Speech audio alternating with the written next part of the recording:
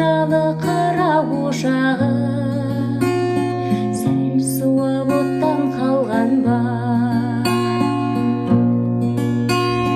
Көңілім сондай босады, жылуын бізге тосады.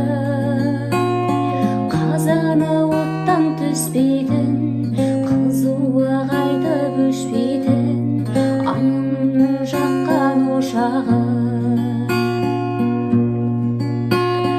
Ақ бауырсағын пісірген, дәмді басын түсірген анамның ошағы менен қарызбын құшақ үшін мен.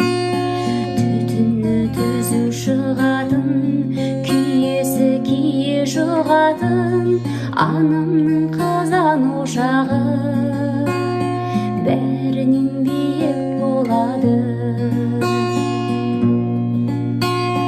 Көңілім сондай босады, жылуын бізге тосады.